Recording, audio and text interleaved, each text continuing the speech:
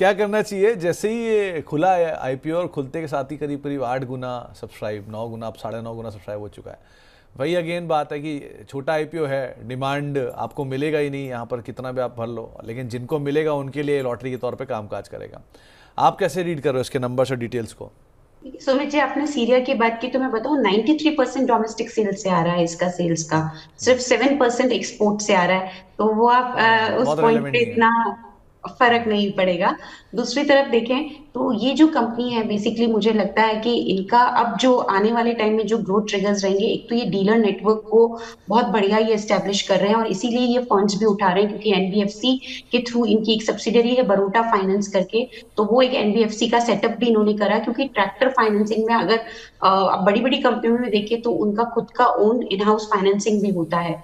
तो उसके लिए भी ये पैसा उठा रहे हैं। तो मुझे लगता है कि बढ़िया ये डीलर नेटवर्क आगे जाते हुए इनकी बढ़ेगी, जिससे कि ग्रोथ आएगी। और ये जो क्रेन्स की बात की है तो वहां पे इनके मार्जिन भी अच्छे होते हैं, तो मुझे लगता है वो भी एक सेगमेंट इनके लिए बढ़िया रहेगा। तो मुझे ठीक लगती है ये कंपनी। सब्सक्राइब की रेटिंग है, कुछ एक लिस्टिंग गेन और लॉन्ग टर्म दोनों पर्सपेक्टिव से लगाया जा सकता है।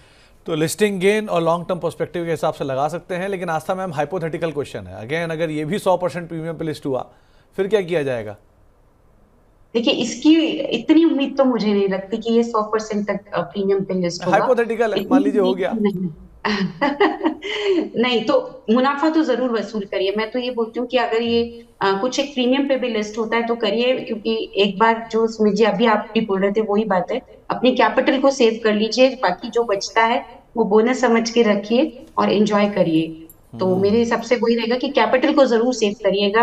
अगर ये बहुत बड़े प्रीमियम पे लिस्ट होता है, इतनी बड़े प्रीमियम की उम्मीद तो मुझे नहीं है, लेकिन फिर भी अगर होता है तो मुनाफा वसूली इसमें बिल्कुल रिकमेंडेड है लिस्टिंग डे के तो दिन।